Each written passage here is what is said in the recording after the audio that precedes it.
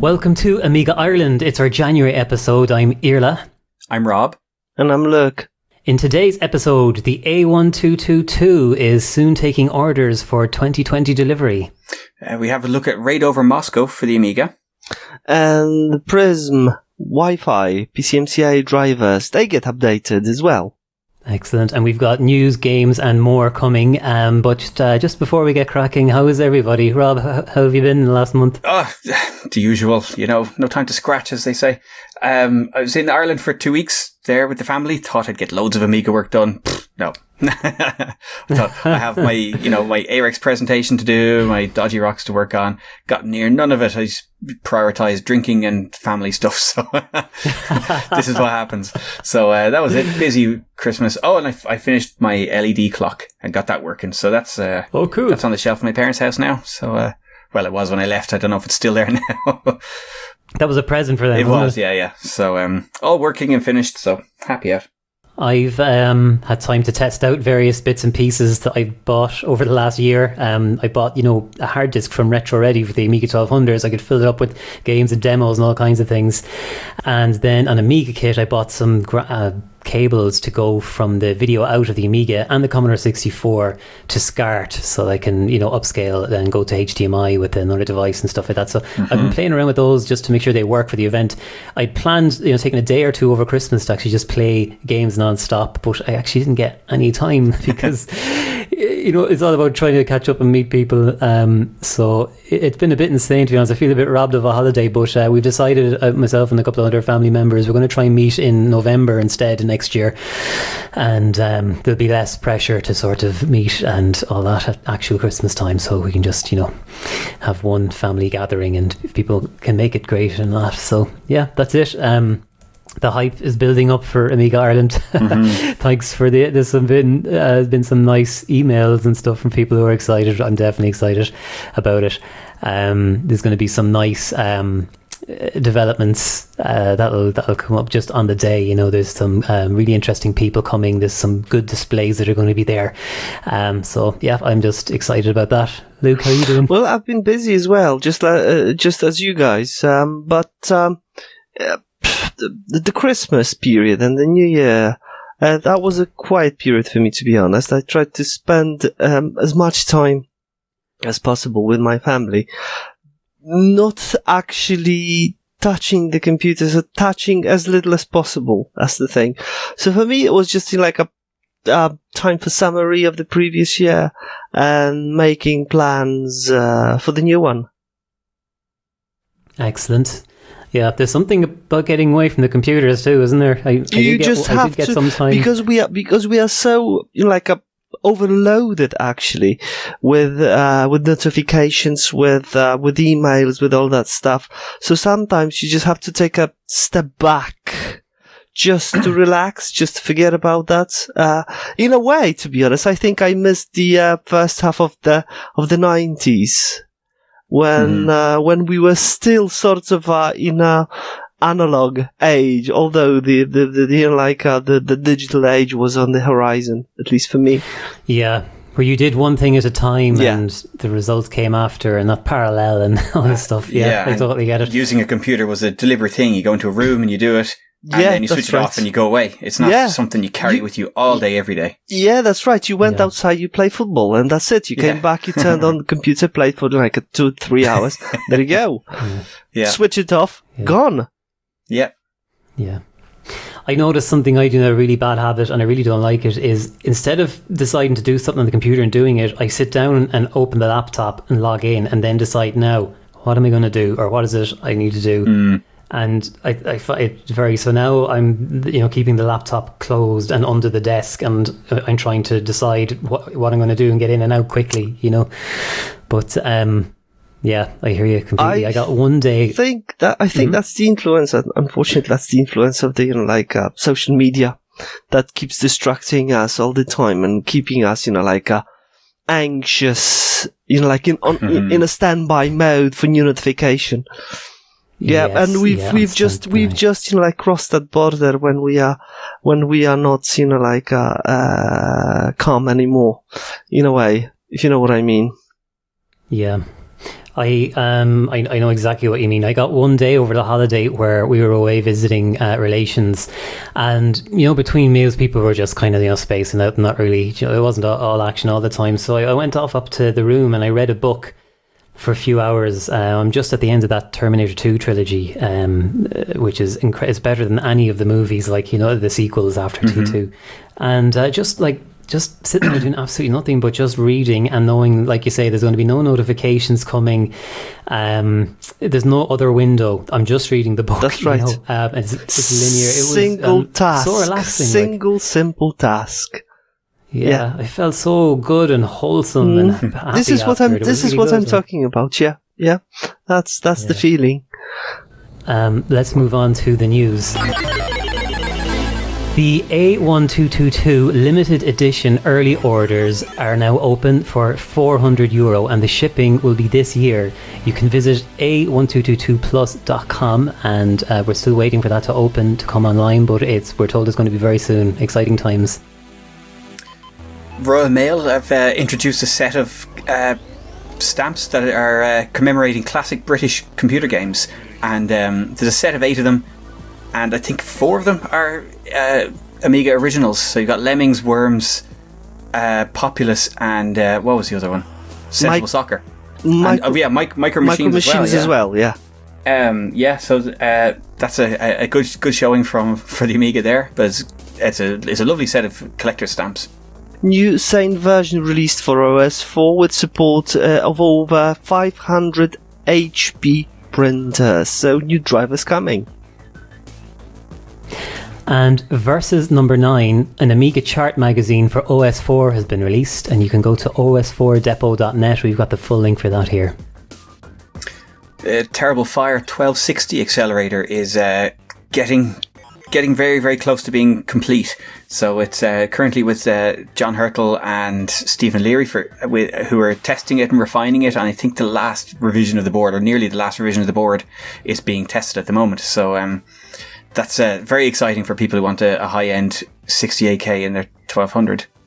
Amiberry 3.0.11 binary released, and it adds a lot of new features.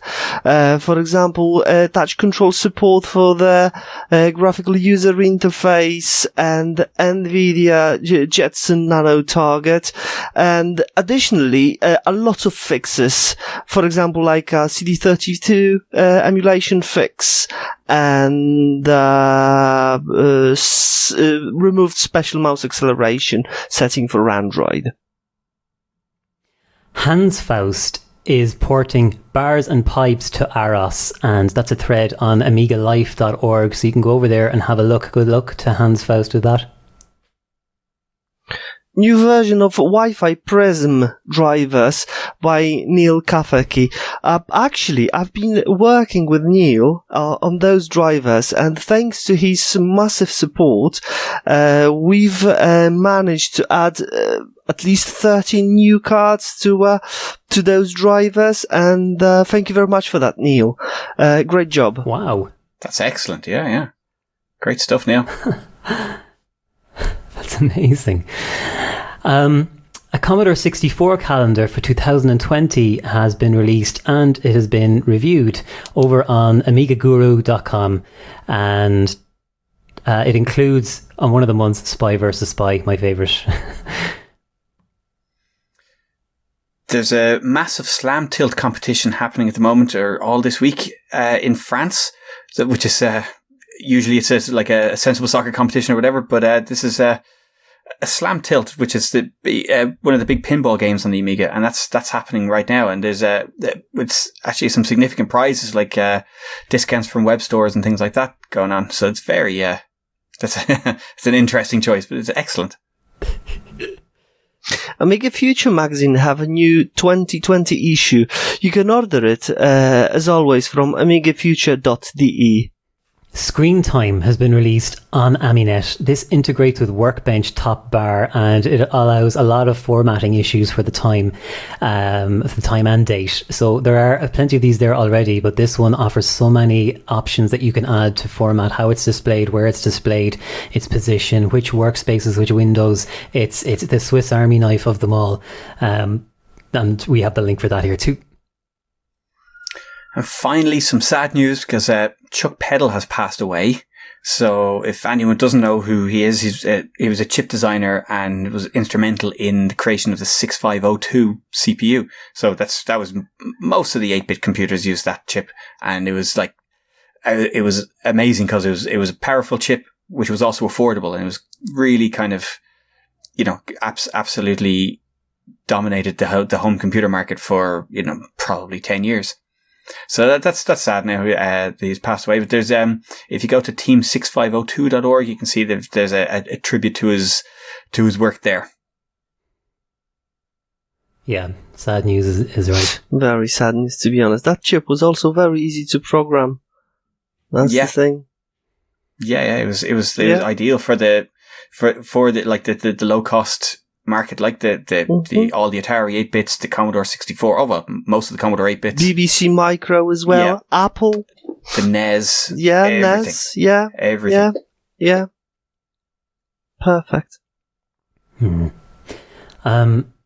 Just going back there, those stamps. This is the first I've heard of them. That's incredible that there's a few Amiga games going to be on it, like SWAS.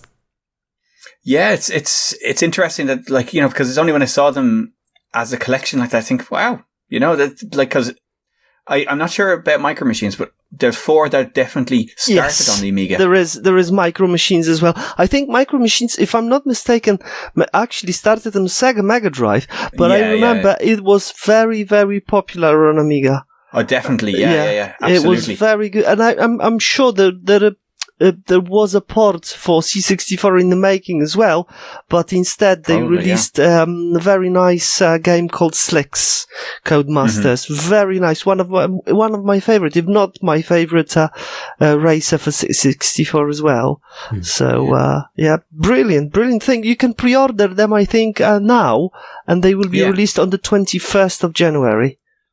Yeah, and there's a second set. That is basically a set of 4 stamps that are exclusively about Tomb Raider through the years. Yeah, that's right. The set of 8 has, there's Worms is there's Lemmings, like say Sensible Soccer, so you've got Elite. Populous. There's Elite as well. Elite and and Wipeout, I think, is there as well. Yeah, the only one that doesn't have an Amiga port, I think. And there is Wipeout for Amiga port. There's Wipeout 2097. Yeah, that's right. Yeah, there is.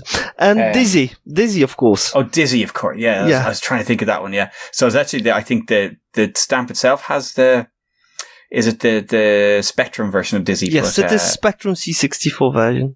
Yeah. But they're all games that had Amiga releases there. So. And 4 of them were Amiga first, I think, which is, cool. Very nice. Very cool. And, that 1260 would really make it easy to play demos at the event every year. Terrible fires. Hint, hint, Stephen, if you're listening. Yeah.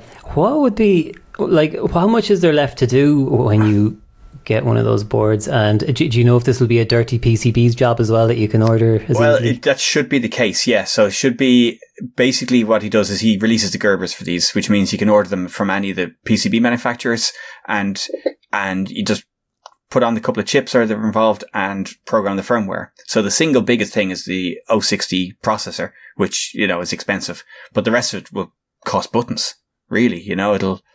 You'd build the rest of it for 20 quid. So it's really just the chip that's the problem. And the Amiga 1200 connector, but that's available now it's not cheap, but it's available. It's available at Retro Ready as well. Yeah. Well, there you go. I've just ordered a batch of them. So I'm fully prepared for that as well.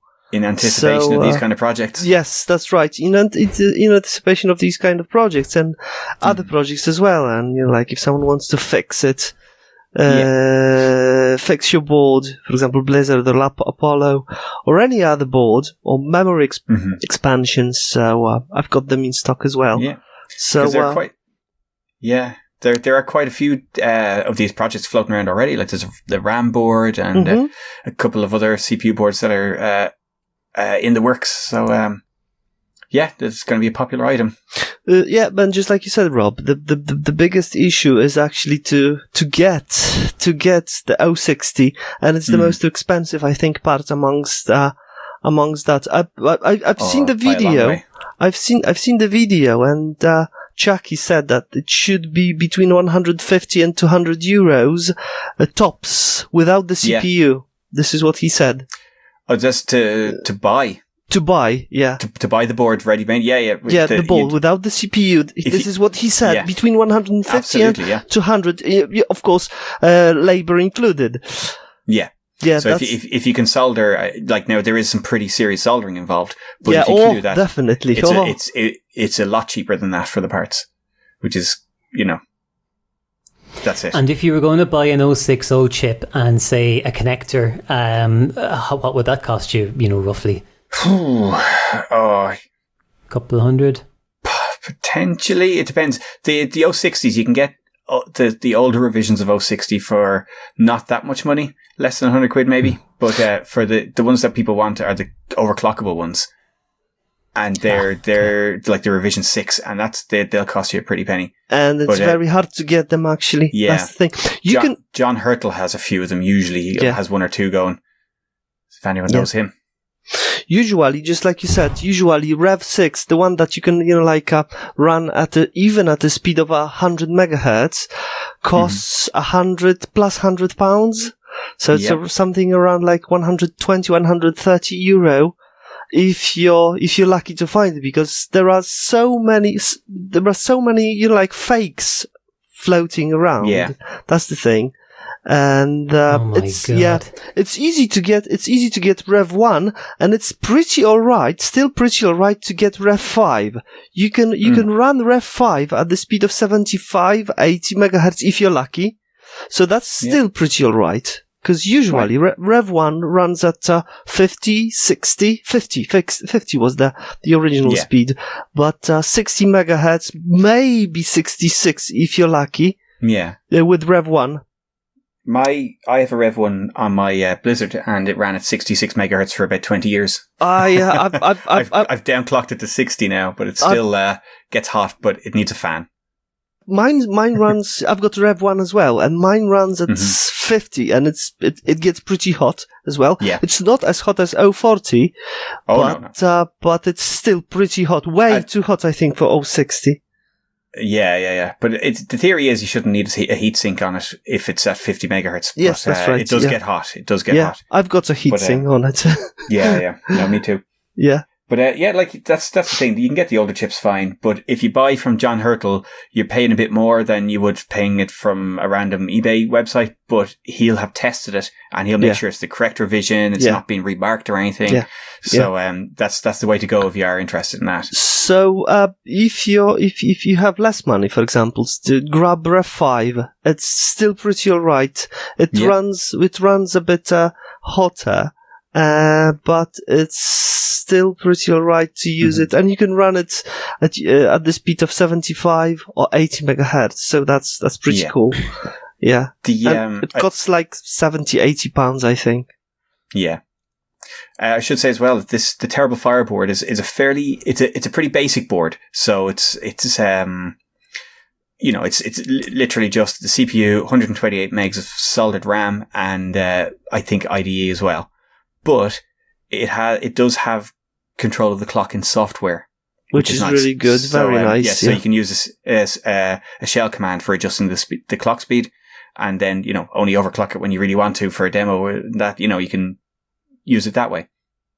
But yeah, it's nice. But there are other boards in the works as well that are more featureful and will be more expensive, but will be a more complete thing, if you like. Yeah. You're talking about Warp, for example. 2060, the Polish board, that's going to cost 499 euro, but that's got a graphics card, as far as I remember, Wi-Fi, and sound card, and pretty quick hard drive controller as well.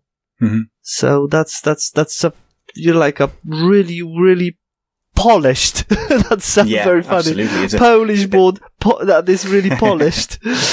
Oh yeah. So that's a really good one. And I'm sure they've got the support and the abilities to produce it to the very, very high standard. Absolutely. Right, let's move on to the games. First up, an in-progress port of Chaos Engine C64 has been teased on Twitter. This was by Marv, a developer, and he already has the graphics, the sprites, the movement working, and you can see level 1. And that's really cool to see. I hope that gets somewhere. Trap Runner bonus, Black Strawberry Cake. I had to try and digest that name. That's a new Trap Runner game for the Amiga. It's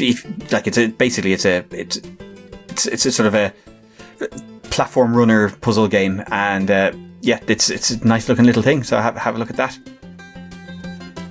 Battle Brush, a multiplayer party game for classic Amiga with optional AI components. If you like it, the link will be in the show notes. Night of the Zombies 1.0 has been released for OS4. I looked into this. This looks like a really good, actually, a nice, simple game where you just run around and shoot an endless flow of zombies in a sort of a slightly remote rural area. So it's pretty good. I was checking to see, is this a port of something else? I looked up Night of the Zombies in search. There are so many different games with Night of the Zombies as the name. I really don't know. Is this a new game? It could well be new. It could be a port, but it's a good, simple FPS. Very nice. Check it out. Dead Cold has been released for AROS. This is a terminal kind of program, but it's instead of being sort of turn-based or, typing commands based, it's real time. So, you can move up and down, and your display, your top-down display is made of ASCII characters, but it moves around and scrolls with you. And it's really, really interesting. And I'm pretty sure this was a terminal thing you could get on Linux that you could telnet into years ago. But it's nice to see an AROS version of it, and it looks really, really good. Yoomp for OCS, ECS, Amigas is in the making. The game itself is a clone of an Atari XL XENC64 game. Basically, you jump a ball inside of a rendered tunnel. But as far as I remember, it is very difficult to do such thing on Amiga in general, not to mention Amiga like a 500 or 600. So the game's got usually very nice graphics, and the tunnel's animated, and the music's really great. So I look forward to this game as well. The pictures and the link will be in the show notes. Why not have a look? And finally, for the game section, Neverball and Never Put have been released for OS4. These are a golf-style game, as well as one where you rotate the world to guide the ball. They're really good fun. They've been on Linux for quite a while, but these are OS4 releases. Really good quality, really enjoyable games, well worth checking out. Finally. Come on, Rob. Sorry, that one was missed. Okay, and finally, Raid Over Moscow. There's a preview 2 has been released, which is basically sort of a release candidate for this game. So this is originally a C64 game, sort of a semi-isometric scrolling shooter. It was a nice little game anyway, but it was never released on the Amiga completely, even though they'd sort of started the port. So our friend Eric Hogan has taken this on and is basically almost completed an Amiga port for it. Yes, and it looks really cool, and there's a playable, almost complete version of it now available, so you can have a look at the link there and download it and give it a go. Right, and another one that we have is a Jump, another clone of Jump, and this time a different developer has been working on an AGA version, so of course more colors, better rendering, faster speeds. You can see the first screenshots on ppa.pl, and that link will be in the description notes. Okay, the actual end of the game section. Great. I need to...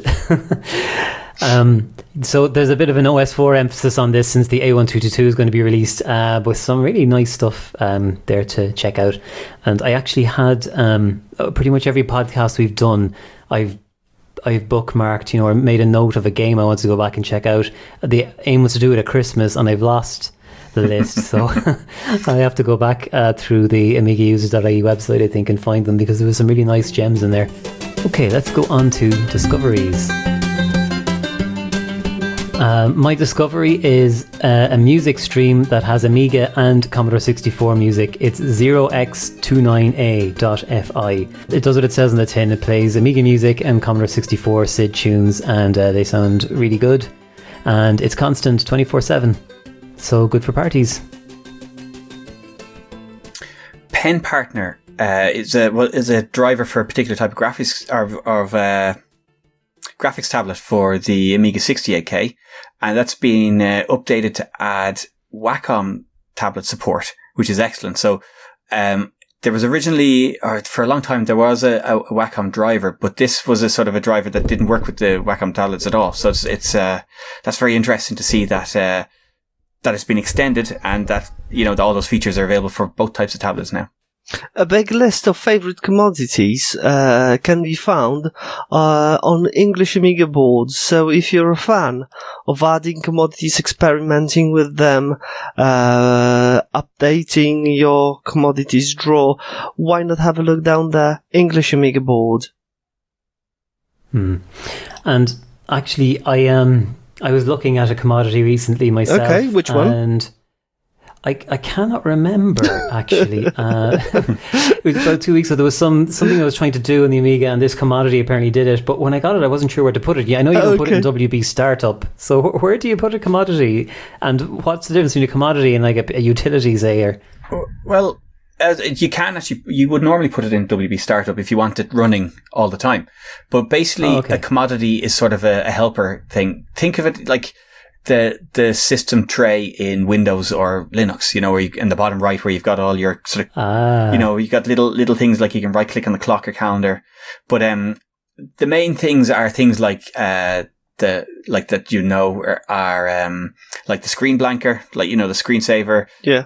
Or magic menu. Yeah. Yeah, magic menu. Yeah. Exchange itself. Exchange itself. I think one of the most popular at that time were the Exchange and Multi CX. They do the same thing, but I think those two were the most popular. Multi CX adds a load of extra features. That's right. Yeah, so Exchange gives you a list of all the commodities that are running and lets you turn them on and off and remove them and stuff like that.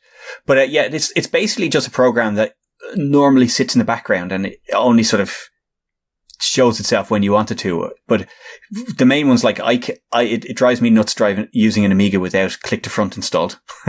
So I like to be able to double click on a window to bring it to the front. Yes, that's the first one that I use as well. Yeah. Same. So that's a commodity, and you can, there are commodities for disabling the caps lock light. If you keep on hitting the caps lock key by accident, there's a commodity for disabling that. There are commodities for changing the mouse behavior, for making the pointer disappear when you're typing. There's loads of little things like that. And the commodity system was introduced in OS2, and it's basically provides a whole heap of hooks into the input-output system of the machine. So you can kind of intercept keyboard and mouse movements and keyboard key presses, mouse movements and things, and modify them or interpret them, or, just pass them through. Hotkeys and stuff like that. F key is another excellent one that you can use to run programs or to do certain tasks with, basically hotkeys. And of course SMB mounter, which is my own one, that sits in the background and lets you mount Samba shares. So it's a front end for SMBFS, and but that runs as a commodity as well. A clock can be commodity as well. That's right. Yeah. There's dozens of them, hundreds of them. Yeah. Pointy eyes. I've got, I think, pointy eyes as well. Very funny one. Yeah. The classic. Yeah. Yeah. So next up, we've got Ask Amiga. Okay, so this is another one from the Retro Computing Stack Exchange site. And it was a question regarding split screen Amiga games. Now, normally split screen Amiga games are, it's very easy to split the screen horizontally. Sorry, it's because essentially, it's like pulling down a screen. So you've got the top half of the screen is one screen, and the bottom half of the screen is another, like, OS screen, if you like. So the way you can pull Workbench down and find Lux Paint behind and things like that. That's how a lot of games work with a split screen horizontally. And things like ImageFX do that for the control panel. A few other programs do it as well. And that's kind of like, that's for free. The hardware does that, and it's basically automatic. You just call the copper to introduce a new screen at a certain point, and there you go. But the question was about actual vertical split screens, and they're much less widely used because there isn't an easy way to do it on the Amiga. So, but you have a couple of games like Lemmings and Settlers where the screen is split down the middle rather than... There's one more, I think, Death Mask. Death Mask? I'm not familiar with it, actually. It's a 3D shooter, I think, if I'm not mistaken. Oh, yeah. Sort of like a very primitive kind of first-person shooter. One of the earliest ones. Yes, that does ring a bell now. I didn't realize that had a two-player split screen. I think screen it does, there you go. But basically, the Amiga chipset doesn't have any sort of facility for splitting vertically the way it does horizontally. So what you have to do is you can use the copper, and you program the copper to basically what happens is as the screen is being drawn, it's drawing it line by line. And what you do is you get the copper to relocate where the pixels are being read from in memory halfway across the screen. So now the problem is that while you can do that very easily, going down the screen line by line, when you're going across the screen, the beam is so fast, it's actually very, very difficult to do. So you have to get the copper to do it at exactly the right point. And, the longer it takes to do the switch, the bigger a gap you'll get in the middle. And the gap in the middle is basically going to be garbage. So if you imagine you've got a bitmap on the left and it's drawing and it gets halfway across the bitmap, and then you're telling it, oh no, we want this other bitmap instead. In the meantime, the beam may have moved 16 pixels or something. And so those 16 pixels are rubbish. So how they do it in the likes of Lemmings and, I presume Settlers as well, is basically they do that, and then they cover up the garbage in between with a sprite. And because on the Amiga you get full screen height sprites, that's actually easy to do. So if you know Lemmings, they fill up the middle space with, 2 bars that show you how many lemmings you've saved, and that's what uses that space. But if you were to remove that sprite, you'd probably find all sorts of mashed up graphics behind it, where the copper is adjusting pointers while the beam is actually moving. And and that's how you do it. So it's a pretty nice copper split, or a pretty nice copper effect that's being done there, and it's just one of those things that's a nice little a side effect of how the Amiga chipset works, that you can do it at all, and just use a nice neat use of sprites to cover it up then. That's cool. Yeah. I'd never looked into that more before. More complicated than I thought too. That's the thing. It's one of these. It's a trick basically, and that makes it more complicated to get the nice effect. But it's used to very good effect in Lemmings, because it was one of those things I always wondered how they did it. But there you go. So let's say you know how to program in C or assembly or whatever, and you want to go on the Amiga, but you need to know these tricks and like how the hardware works a bit. Probably even in C you need to know. There's no way you do that without programming the hardware directly. So what's the first step to get an aerial view of how the thing works, and so you know what you're dealing with before you get in deep? Well, there are the book? A couple of different approaches you can have a look. There are a lot of sort of example code segments and stuff like that you can find on Aminet and all over the internet nowadays. But the ROM kernel manuals, or the hardware reference manual, has all the registers that are involved and what they do and a description of how to use them. Because ultimately that's what it comes down to, no matter what language you're using. So the hardware reference manual has a list of all the registers and how to use them, and what you can do with them. And so you really need to like, no matter what language you're using, whether it's C or Blitz or assembly, you need to deal with the registers. So you have to set up the screen the way you need it, and that can be done whatever way you need it. But you have to know how to find your bitmap pointers. You have to know about where it's actually fetching the bitmap from and how it's fetching it, which is, the process the chipset goes through every line to grab the data from memory and basically push it out the RGB port. So you need to know how that goes, and you need to, then you need to be able to program the copper. So programming the copper involves building up a list of copper commands. Again, it's like assembly, but it's its own special language. And then you set the copper to trigger at certain horizontal positions. And what that will do is then you change the pointer to the appropriate line in another bitmap. And so then you have your two separate bitmaps side by side with, sort of a bunch of pixels in between. But every time the copper does something, I think it's like either 2 or 4 pixels that the beam moves on. It's that quick. Like, so a pixel is basically, on a low res screen is 140 nanoseconds. So pixels are really, really short time wise. You've got very little time to do things. So basically all you want to do is literally just change the memory location from one line of a bitmap to the other. So you wouldn't do any kind of changing of screen format or anything. That's literally just, I want this line of the bitmap, and I want this line of the bitmap, and that's it. But you can do that with copper, and it will fire every line and do the same thing all the way down the screen, and that's it. And then just paste over the crack with a sprite. Okay, let's move on to online activity. Yeah, our top tweet was our Happy New Year tweet. See you in a few days. And we'd linked a demo to the Commodore 92 demo tune, which is just a brilliant tune or video to watch anytime, really. So no surprise there. And top mention was from Amigatronics. Thanks, Amigatronics. Our top Facebook post was Seamus's Brain Game, and congrats to Dominic on guessing the right answer there. Also in close second was John Shawler's link to his A1000 video. John, safe travels. We're going to see you in a week or two. Yeah, take care and see you soon. And thanks to everyone that has been in touch by email. There's a lot of good preparation and excitement. Better than Christmas, in my opinion. New members, welcome to Rafal Pocek, Colin Lafferty, Stefan Simper, Georgie Carlos Sabals, Martin S., Tim Ryan, Andrew Boyd, Igor Popenko, Daniel Williams, and Kenneth O'Toole.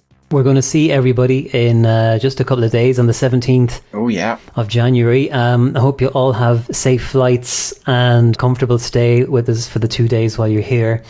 If you're attending a workshop, don't forget to check the website for the preparation notes with the preparation that you do in advance, and then with the bit of work that you're given afterwards to continue on. You can get quite a bit out of the workshops.